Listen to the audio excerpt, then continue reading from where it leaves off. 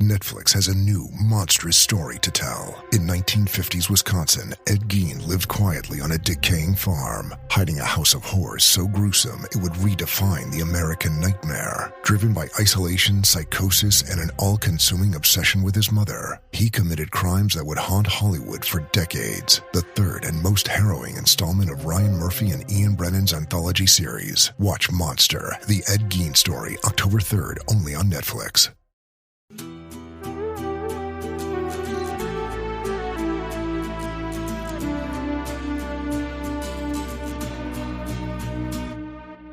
Hi, I'm Christy Honeycutt. I'm your host for Inside the C-Suite, where execs get real about leadership, impact, and what it actually takes to make high-stake decisions. I am so incredibly honored and fangirling out at our guest today. Our guest is Kim Lear. She is the founder of Inlay Insights. I'm not going to do her justice, but I'm just going to tell you guys, she's been featured in things like Wall Street Journal, USA Today, and The Times. I heard Kim speak at SHRM Talent in Tennessee, and I got to tell you, my number two best speaker ever live that I've heard has been Kim Lear. So Kim, I'm going to butcher your intro, but would you please share a little bit about your company and then what you do? Yes. Well, thank you so much for having me. What an honor to be here with you. And I'm glad that you liked that SHRM event. That was such a blast. So I study generations. That's what I do. That's what I talked about at SHRM. And I started this area of research and work about 15 years ago, and it's all I've ever done. So I was sort of one of those people that I developed an obsession when I was young and stuck with it. And I work with organizations. I do keynote speaking. I do some commissioned research. And then one of my bigger research initiatives is always self-funded so that I own the IP. And I like... maybe a way that I approach it a little bit differently, this topic, is that I don't do like everyone born between this state and this state is this thing, but we're looking at change over time, which is something that just totally captured my imagination and curiosity when I was young. This idea of if you were to take the same person and the same geography and the same behavior and you put it on a different time continuum, like what would the cultural acceptance and rejection be? Because, you could do something in 1961 and it was fine, and you could do that same thing in 2025 and it's not fine. And I was always interested in like, what changes, what stays the same? And I know, that for people listening, it's HR, it's leadership, it's all of that. And I think even the idea of like who we trust, our expectations of leaders change over time. Again, you can put some of the most iconic leaders from the 1950s, you can put them in the C-suite today. And there are things about their leadership style that would not work. And I like untangling and unraveling, like, why is that? And what can that tell us about where we're going? Well, I'm Native American, so give me a little grace on what I'm about to say. But you're like the Christopher Columbus of uncovering like the insight in these generations. And I shared a little bit with you about, earlier that I've worked and wore many different hats and have worked with a lot of different generations. I identify as a Gen X. I have millennials as babies. I've had, however we want to do that. I've always done it off the math, but there is a definite difference in the way that we perceive things, even from how we came up. Like I remember when I would watch TV, I'm old enough to remember you had to turn the dial. And then we had the key box that had the wire with the switches and the numbers. And MTV was bottom down, first button. I knew that by heart. We went to the clickers, right? And so now we can do stuff on our TV with our phone. It's just, when you take how we were raised and what we're used to, even just normal society, like my son, I left him with the dog for the weekend. And I left a note. I got an emergency phone call. Mom, call me 911. And he said, what is this? And I go, what do you mean, what is this? I left you a note that your dog needs medicine, this much food. And he said, Mom, I never learned cursive. So kid's been my kid for 29 years, and I didn't even know that he couldn't communicate in that way, right? So let alone like professional, I think there's the personal and relational side that we all are. It's a huge honeycomb of diversity, both from age and background and economic, like everything, right? So Kim, were you like a 5-year-old that loved to speak with 80-year-olds? Like, how did you get this desire, this wisdom to chase this? I, I mean, part of this, I think, earlier on, which I didn't really put together in my own mind until somewhat recently, is that my grandmother was like a very eccentric, very unique woman. And without going on like a total tangent about my grandmother, I will just say, like, I do sort of have these questions of if she were born into a different time, a time when like some of the gender norms were maybe not as set in stone, the way that they were when she was young and married, and if the experience of being a mother was different. I always wonder, like, I wonder who she would have been at a different time when there were more paths open to her. And so I think that's part of it. But I did always love history. I mean, I think looking at that, it it just gives so much insight into our current moment.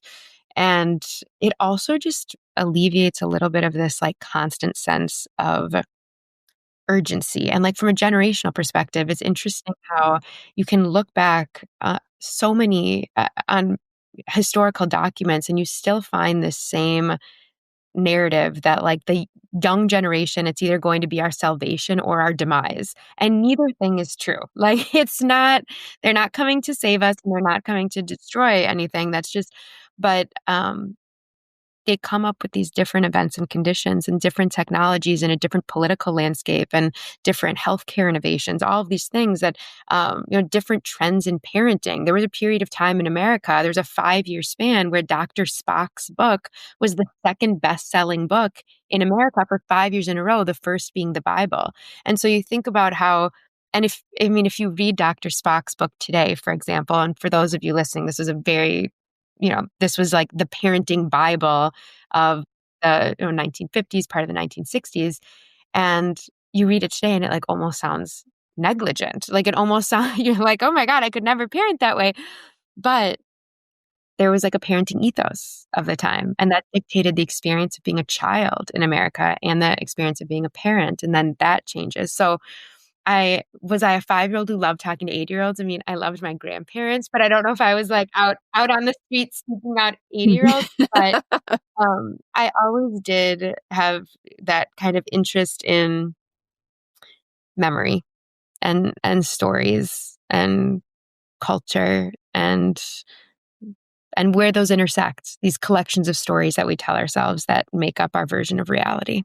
See, and I think what you do is so important to our community because there's so many people. I mean, everybody has their mission, vision statement, like their purpose, right?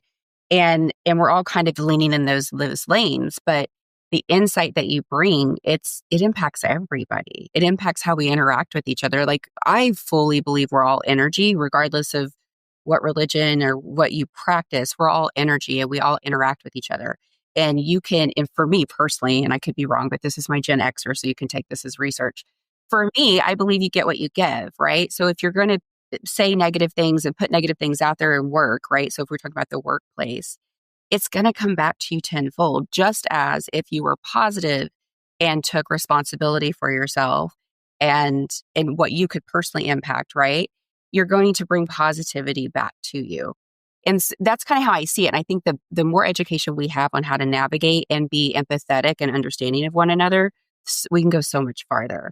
So I was the 5-year-old that loved talking to the 80-year-olds. Okay. So I'll call myself out. My best friend was my grandpa. I have a thing I call the Grandpa Langley method. He taught me this when I was really young. And I was a very sensitive child, very connected to, animals and the earth, and just you could find me if you didn't know where I was. All you had to do is look at a blade of grass. I would be standing in the middle of a field barefoot at 6 years old. Didn't know why, but I found out in my 40s it was me grounding myself, right? Which oddly enough, Kim, was part of my ancestral history, which I never even knew about. Which is, as I do my own research and learn why I am the way I am, it's interesting that all that came through. But I talked to my grandpa, and he said, sis, you always need to stay in the middle. You need to have someone you look up to that's pulling you up and giving you insight. But you need to karmically be pulling someone up below you, right? And that always stuck with me as a person. Like, no matter what I was doing, that I had to navigate, because what it did is it gave me empathy for anybody that wasn't where I was in life. And how could I pour into them to help them see their value or to help them have a positive day? And then also, the person up, like, who is it that I want in my corner, that I want to emulate, that I want to take their values? And for me as a 5-year-old, 6-year-old kid, it wasn't it wasn't my friends. It was the old people. I was so fascinated with, I was crocheting at 6 years old. I think I might just be an old person in a soul. I don't know. Oh, Yeah. So I'm always curious, like, as we look back, because I love history, maybe not as much as you do. I'm more into the drunk history. I just love it and bits of humor. But I do love history. And if you think about it, even my stepmom is an amazing softball player. And we played as a family, as adults, but she was never allowed to play in high school because girls weren't allowed to play sports. And so what you were talking about, your grandma, made me think about my mom. Like, where would she be? How would that be different for her if she had those same avenues? Because I'm telling you, Kim, she was a badass player, like, big time. So you found yourself in love with humanity, essentially, right? And we're navigating so many quirky things, just even in the last 5 years, right? So pandemic, which was nuts. I think we saw a lot of people behave in really wonky ways. We've had that, the political climate, AI, remote work, don't work remote. Like, there's so many things that people leaders are challenged with. And there are things that have come up that I think maybe we've never had to navigate before.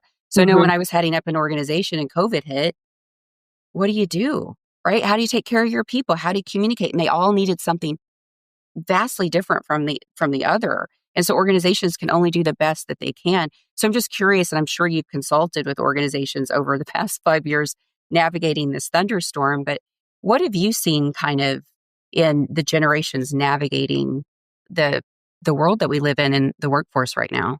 that's a big question. It's a huge question. I'll stick with COVID for a Mhm. minute, just because even though no one likes to talk about it, and definitely no one likes to admit that we're still kind of in this long shadow of COVID, Yep. we are. And one reason that we know that is because um, it took us 10, 15 years to accurately write how 9/11 impacted millennials when they were young, because that was a big, formative event Yeah. for the millennial era.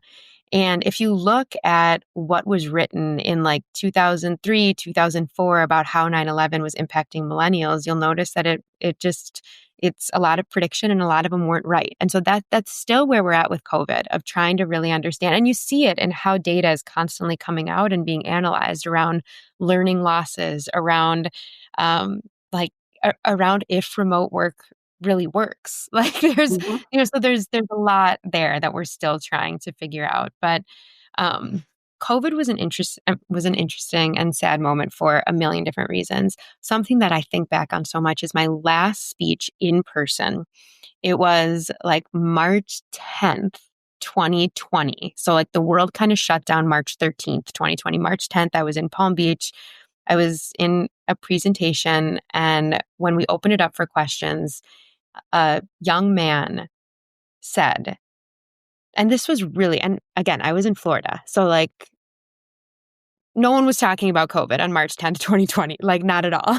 And a young man said, when I talk to millennials, people who are older than me, about 9/11, they have these memories of kind of people coming together in that moment, that, people, that for that next month or whatever, they would just find themselves like outside in their neighborhood, and it would be like these impromptu potlucks. Like, people were just very hungry in some of that fear and confusion to come together.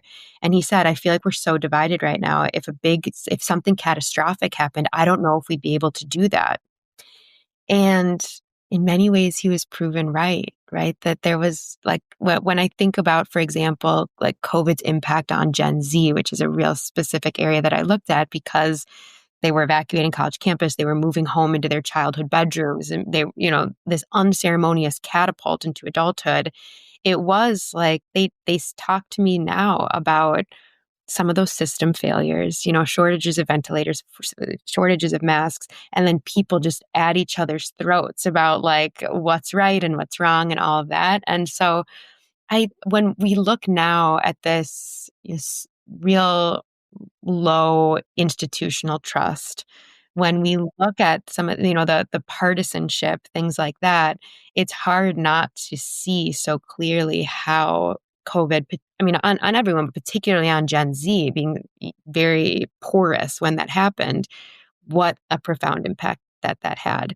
And so it's, we're still kind of trying to really reveal, like, how did this shape us? But I think the political partisanship and some of the radicalization, it's easy to see how that is linked to this explosive moment and some of the aftermath of it. So, and then on the remote work piece, which also coincides, obviously, I think remote work has so many huge benefits. When we see what this has done for working parents, even, just giving people some of their time back, that autonomy, like giving people some agency over their life, like amazing.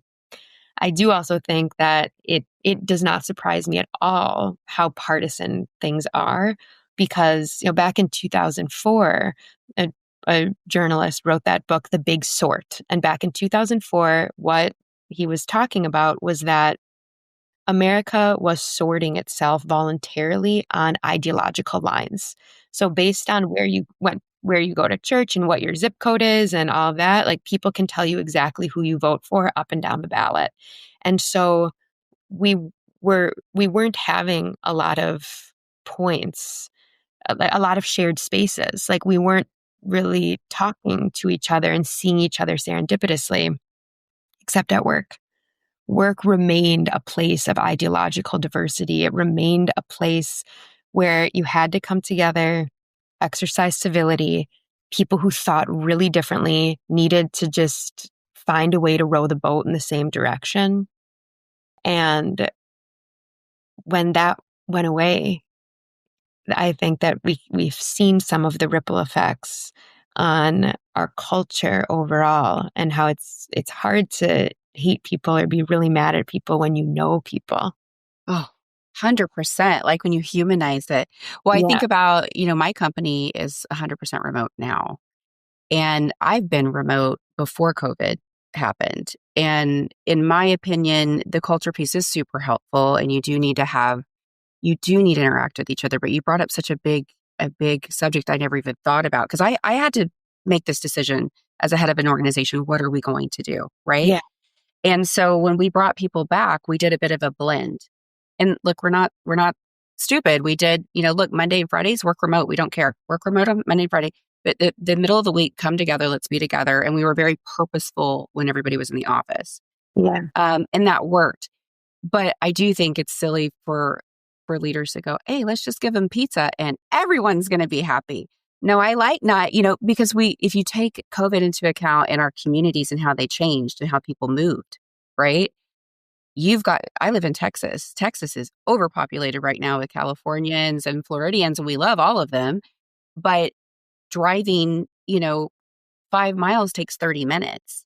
So if I no longer need to, and people moved out further to get into nature, so now you want them to come back, and it's causing like this crisis of, well, what am I going to do about my family? I enjoyed walking my daughter to the bus stop because I wasn't in an hour traffic, right? But there is this, you bring up a really good point about activating and exercising civility, right? Because I think as a woo person, I think that one thing that we failed as a society, and I think we still fail at this, is teaching our children regulations, because we have a bunch of regulating themselves. We have a bunch of adults walking around that are leading people that don't have the common sense of how to self-regulate themselves. Like, okay, look, you had a flat tire, your wife cheated on you. That has nothing to do with the people that report to you. So maybe take a beat, right? Take a breath. Maybe not have that meeting that you were going to talk to somebody about their performance evaluation when you just had a flat tire and cussed out, the guy that changed it for you. Whatever that is, just regulate it, let it pass through, meditate, whatever that takes. I think, and that's me on a soap dish. But I really, truly think, Kim, if that was one thing that my wish that our world would see is let's take a beat, let's regulate our emotions a little bit when we interact with each other. Because I'm not like you. I didn't wake up in the same house that you did. I didn't eat the same breakfast you did. I didn't experience the same things you did. There are both seen and unseen things about me that you don't know. You don't Yeah. know that my dog, I had to put my dog down, and literally the vet called me. And I went from that meeting immediately into a client meeting that was timely because I didn't have a choice. And I started crying on that phone. It was a webinar or a web thing. And I started crying, and Kim, I was devastated. I'm crying in front of a client. But in that moment, I was authentic and as human as I could be. And they were like, oh, we can do this another time. I said, well, we really can't because we got to get this done. I said, just give me 5 minutes. We'll get through it. That bonded me with that client in a way that I can't tell you. And if you ask my boss or if you asked me even 5 years ago, I'd say that's highly inappropriate. Yeah. Today, I'm going to say, screw that. That was me in the moment being real and expressing what was going on in my day. And we still got the job done. We were still professional. And it, oddly enough, tied the relationship tighter because I let my guard down and didn't present the way I was supposed to present, if that makes sense. Now, I'm not saying everybody pick up the phone and have a call with your client immediately after putting your dog down, but I think that we need to be a little bit more transparent and authentic with one another, and have an open mindset to receive the information you're uncovering. It's interesting that you say that because I do also think that we're in a moment where there's some misunderstanding around authenticity and vulnerability and regulation. I write about this actually more in like the millennial era, even more than the Gen Z era, even though I think it kind of accelerated. But this idea of the authenticity movement, about bringing your whole self to work, about not being so sterile, about using moments of genuine vulnerability to connect with people on a more human level, which even at this point, organizational psychologists are in agreement that this was overwhelmingly a good mindset shift in the story of leadership. But I think there was less focus and conversation, particularly in like the onboarding, which I'm curious your perspective on this because you know a lot about it too, of helping people, particularly young people who are new to the norms of a company, of like, how do you differentiate your whole self from your best self? How do you evaluate the situation to understand what is needed of you right now and what are the levers you can pull to meet those needs? Because the authenticity movement in some ways kind of went off the rails, where it was like every single thing that I'm feeling, everything that I'm thinking, it should be expressed kind of at all times. And one of the things that I've seen in this longitudinal study that I'm doing with young people right now is that the ones who have kind of figured out that line between friend and friendly, that line between coaching and coddling, that line between empathy and accountability, the ones who have figured out that balance between whole self and best self, their career trajectories are so much better, so much faster. And the ones who are still really struggling with, like, I'm just going to show up as authentically as possible. And if that's my worst self, that's okay. If that's my best self, that's great. And so that idea of regulation I've seen more companies putting that into play in learning and development of just how do you be more conscious of what you're about to do to a room? And to your point of like, everyone is energy. It's like your facial expressions, your body language, your tone of voice, the wrapping paper that you're putting your message in, all of it is impacting everyone around you. And so thinking as intentionally as possible of which authentic version is showing up right now. I love that you say that because as a Gen X, we say authentic, right? But we also know that that's framed in appropriate. That's framed in, the Right. different things that you've learned. Right. Like, okay, I can't be authentic and be like, woo, girl, let's do shots at 2. That's not going to happen. But you know what I mean? So it's there in this thing about, I think it's, so the leadership I've encountered is much different than the leadership that's coming up. It's different than you as a leader. It's different than me as a leader. And we talk about, how do we prep people on onboarding? So for me, it's a couple of different things. It's, you're right. We don't, when I say we, community, we don't do a good job onboarding people. We don't do a good job telling them this is your role. This is how you're successful. Everyone, I don't care what age you are, everyone needs to feel purpose. Everyone needs to feel purpose, right? So if you know what your role is and you know how you're successful, those are the two things that need to happen. And then as you're entering the workforce and you're new, guys, check out this brand up. Like there's so many good resources out there to help you navigate. I'm new to a career. What does that mean? Like, I shared with you, Kim, I've been in a position where I've managed multiple people from different backgrounds and religions and cultures and ages, 70, 60, 20, all work at trying to get them to work together. And getting HR and TA and finance and everybody work together anyway is difficult. Now add in all the other layers and what they think is right and authentic and right. Like it's super confusing. I think we just have to take a beat and just do the best. But I also encourage individuals, right? So the difference that I see, because I have hired over 30,000 people in my career, the difference that I see, and I see this in my kids, is there is a different expectation of what their experience is going to be and what they're going to accept.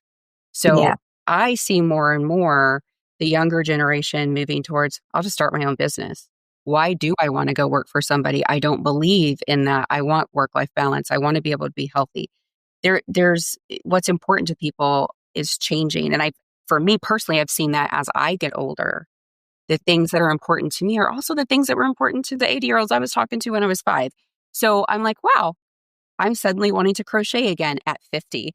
You know what I mean? Like I think we all go through different momentums. And that's why your research is so fascinating to me, because you can get insight from data. You can get insight from the things that you're researching for us to interact with each other's energy in a better, more prosperous way for the community as a whole, right? So if I show up better for myself, I'm going to show up better for my organization, which is going to impact my community. If my organization shows up better, it's going to make me happier. It's going to impact my family, which impacts my community. I've always seen this as, anybody in TA and HR as a huge responsibility, because we play in that energy field of work, home, family. And it's really important that the leaders that have been gifted the responsibility of teams pay attention to what you're saying, right? Like bring your team together, don't cause division, because I think what the worst thing that happens is when nobody's talking, there's division, they don't understand each other. You might as well be speaking a different language completely. That's where it falls apart. But these kids that are coming, I say kids, sorry guys if you're listening, young professionals that are coming up, it's beautiful when you see the ones that take the time to understand the communication differences, especially in the age of AI. Right? So it's like we're studying all this different stuff. Everybody communicates differently. I remember when you got a phone call, that was a personal thing. And then text was like a big deal. You had to be pretty intimate to get a text. And now it's like I text for business all the time. And I did a little bit of study on our applicants. So I work with a recruitment automation company, and it's an app-based thing. So what I'm finding is the younger generation, they prefer apps. They don't want to go and have to go through all these jumps. They love the apps, whether it's Sonic getting a discount for a drink or an app for a job. They don't want to have to go to all these different places. Their attention span's too short. And so the behaviors of our app, what we're finding is it's hitting those micro pockets of attention span, right? The moment of attention to kind of get it over. But we're seeing the technology hit differently in different pockets. We're seeing people that are fearful. We're seeing people that are like, yeah, let's do it. I mean, the first thing I did with AI, and I'm just going to put myself on blast, is I wrote my boyfriend a love poem. I'm like, let's check out this chatbot GPT thing. Is it that big of a deal? And put the prompts in and was like, oh, this is a game changer, right? But I'm also the kid that kind of came up, a latchkey kid, raised by the TV, super curious about everything my entire life. So I'm going to adopt the technology because that's my mindset, but I'm not the average 50-year-old. And so I'm selling to people that are my age and older, trying to help them understand this is how it benefits you. This is how it benefits your organization. This is how it benefits your team, to give them bandwidth to be more creative, to give them bandwidth to be more thoughtful in interacting with humans. And so they're not doing the easy table stakes that we can automate or the AI can play with. So those are I'm rambling, but I'm obviously very Oh, passionate. interesting. Yeah. I'm very passionate about all of these things. And it's just, but the way people perceive, and I've interviewed candidates that have been hired on our platform, and they said, I got lost in ATS for over a year. I downloaded your app. I had an interview in 5 minutes. I had a job in 2 days, and I'm on the hypo for, this company. And this is, people that the company's been looking for 2 years, and the guy has been in the ATS for a year and never rise to the top because HR didn't have bandwidth, because their systems weren't set up appropriately. Lots of different things. Again, we all wear different hats. We have passions about different things, but go to the people that have the passion about the thing you don't know, i.e. Kim Lear for generations, right? Learn and be better, do better. But what we found out is that by putting this tech in place, 50% of hourly population never ever hear back about their candidacy. And for me, Kim, that breaks my heart. I come from a blue collar family. Those people need a job. They need it today, right? Like that's their world. And so if you think about that, like let's humanize what we're doing. Let's understand the behaviors. Let's humanize and really bring delight to that. That's my mission, is I want to bring delight and help organizations and people connect together and be great together. Because I think when we do all row together, it's a beautiful thing. But we have to have an open mindset. And I think for me, empathy is the best thing. I don't feel sorry for people, but I want to understand, and I want to try to meet them where they are. We hired a young lady who her pronouns were they, them, and their. And it was my first time really interacting with this. And I was very impressed with her. She was a writer. Beautiful, beautiful writer. So we hired her. Went to introduce her to the president. And she went by 3 different names, and I wasn't familiar with the pronouns. So instead of butchering it and not honoring her journey, because she shared with me that was important to her, I said, hey, I want to introduce you to the president because I'm really proud of your work and I want him to know who's behind it. But I want to make sure I introduce you correctly. Could you remind me of your pronoun and what name you want me to introduce you as? Why was that a big deal? I honored who she was. I respected her journey. I didn't understand it. I wanted to make sure I was doing it the right way, right? So pronouns for me were new within the last 5 years. But I think so many people just take offense and are stuck in their ways, and they don't want to go in one way or another. Well, and I think that people are always trying to differentiate, like, what are the boundaries, Right. And again, I think a lot of it goes back to that balancing act that I think people with the best of intentions are playing with, of, again, that the balance between empathy and accountability, the balance between friend and friendly, right? It's a lot of these components of like really, just like you said, being empathetic and understanding where someone is at and being respectful of their choices. And then having,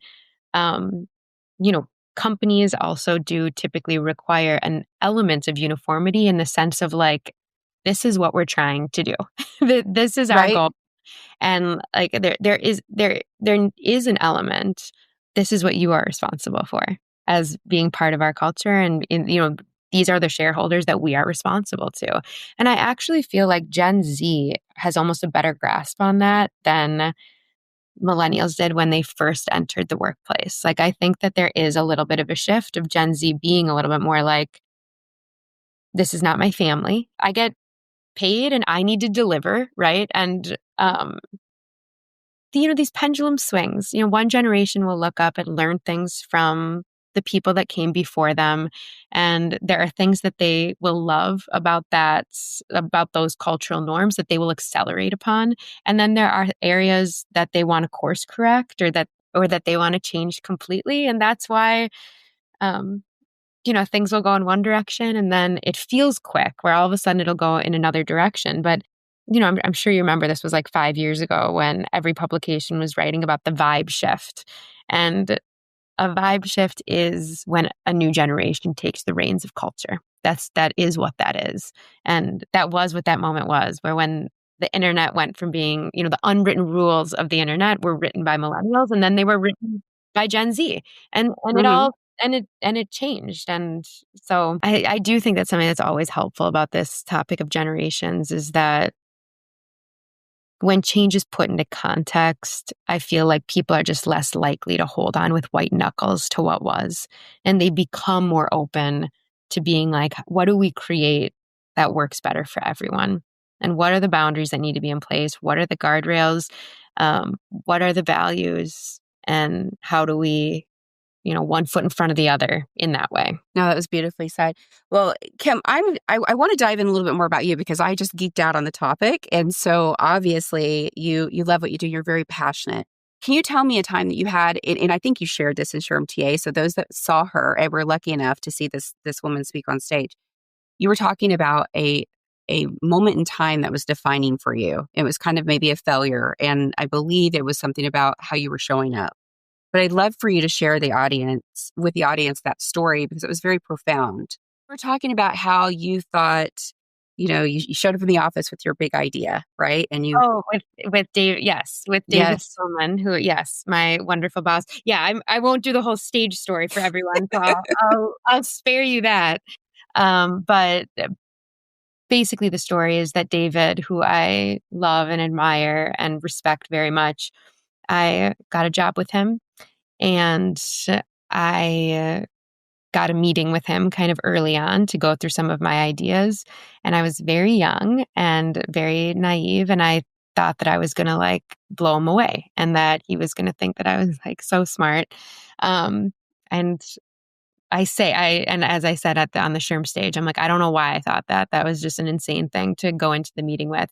And very abruptly, as I am telling David my ideas, he is stopping me and he asks me a series of questions about what I am talking about what the goal is, about what void in the marketplace this would be fulfilling, about the logistics of this type of research, like how do we run it, the translation, the global aspect, the whole thing.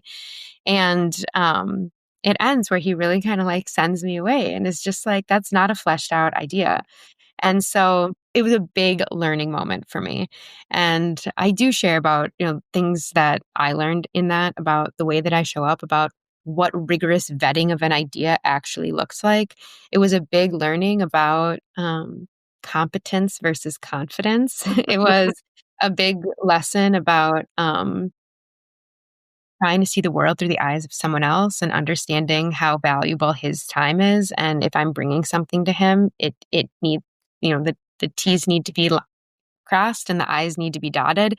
And then I also talked about things that David probably could have done differently. Now that this story is 15 years of just, I didn't really know anything about him, about his communication styles and all of that. And so I think, there are some organizations that do this where they have people fill out these user manuals, basically, of having leaders answer questions like, what kind of communication am I most responsive to? And questions like, in a professional setting, who do I naturally gravitate to and what is it about them that endears me to them? And I think the more articulately that leaders can answer those questions, the better able they are to arm their new people with ways to best manage them and for ways to be successful. And so I think about that with David, where I'm like, maybe if during my onboarding, he was like, this is how you bring me an idea. This is all of the layers of vetting that it should go through before it hits my desk. A lot of this moment of friction could have been alleviated, but it wasn't. And that was one of my early experiences of understanding how to blow my roll a little bit and work more on his expectations and his view. From your mouth to God's ears, I hope all of the HR people heard that onboarding is so important in managers setting expectations of how you want to be communicated with. And, Kim, I actually do that with anybody I bring onto my team. I'll say, all right, I'm in Central Standard Time. That if you need to reach me, this is how you reach me. Here's a safety word. If you need me immediately to drop everything, just ping or text Oklahoma, and I would drop everything. But it is important because and I think it's important too, in my opinion, for leaders to ask the person they're hiring what their communication style is and kind of understand it. I think it's important for teams, frankly, to understand it, because if you see it, and we used to do team decks and it would kind of have strengths and quirks and different things, and they were self-published by the people, so nothing was pulled out. But we would do that to help the team come together to try to help a little bit, because some of those conversations aren't natural, right? And you do tend to need to bring people together and kind of feed them or give them a breadcrumb trail to get there. But some of the best teams I've had have followed that method, and are friends to this day, right? So it's just in your, you said something earlier about, Gen Z, they know that work isn't their family. Like you see all these memes now, right? Like, your family doesn't fire you, things like that. Like there's different things. So I do think that, and for me, I've been impacted by the younger generation of their awe and their questions of why not, or why can't we do that? Or how about this? And like that open, just possibilities, right? And like, it's fun to be in the possibilities, but you also have to take in consideration, they came up different than me. They're a little bit more savvy on tech than I am, and they know how to work these things. So I love to be open and just kind of hear back from each other on how to move that forward. Yeah. And I think it's very much both. Like, I think it's very, very much both. And I, because we live in such an ageist society, I do think that there are a lot of seasoned, very wise leaders who are hesitant to instill some of their wisdom onto younger people because they're worried that any type of, any type of wisdom delivering is makes them seem old, and no one will want to do that. I will tell you that, when I spend a lot of time with college students, trade school students, and there is just like a general vibe right now of like, where are the grownups? Like, where are they? And where is like the wisdom? And so, and I think that it's a lot of self-censorship from wise people because they don't want to seem old. And so I love that energy that is so pervasive today of like, young people have something to teach us. Let's learn, which I think is great. But the way all of this works is when that combination of wisdom and the innovation that comes from naivete, when it can work together in a place of kind of more respect and understanding and more curiosity and more learning. So it was interesting to me to capture some of that energy from young people of just really unsure of where the real leaders were, where the guidance was, where people who have some understanding of like where we could be going and what that could look like. People still need that. They need it. And I think we're in an age of analysis paralysis, and people don't know what to do or which way to go. And leaders have so much pressure on them with everything going on. But, I think through your work and through people being bold and leaning in, together we can change it, right? Together we can make it a little safer.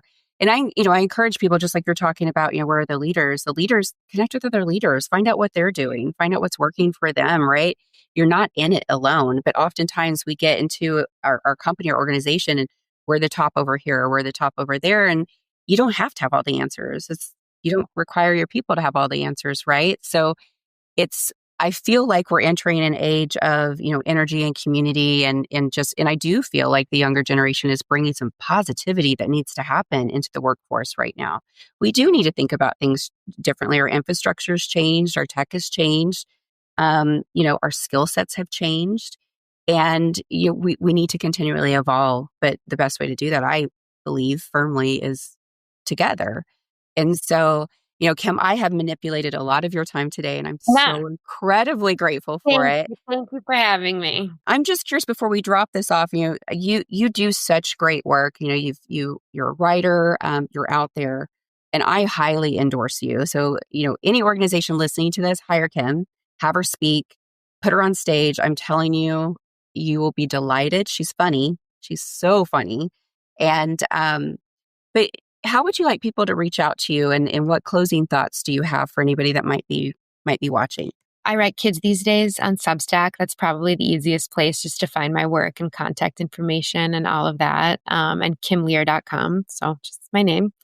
And final thoughts. I mean, this was just a lovely conversation. I feel like the work that you do is very valuable. And I hope that with this generational conversation, it's less rooted in like, this is how you talk to a Gen Zer. It's really not about that. It is trying to understand the world around us. It's trying to like just get our footing underneath us so that we can march forward in a more intentional way. And when we come up against these points of friction, which are inevitable, it's to view them with some sense of curiosity, not always just judgment.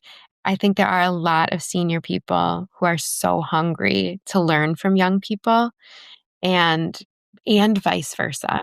And so, but very much and vice versa also. And so I think that we're really in a moment that could be a sweet spot if we can get this moment of like connection and communication right. To like, people are hungry. If that was one thing that I felt was so massive after COVID and even in its aftermath, is people are hungry to feel connected to other people.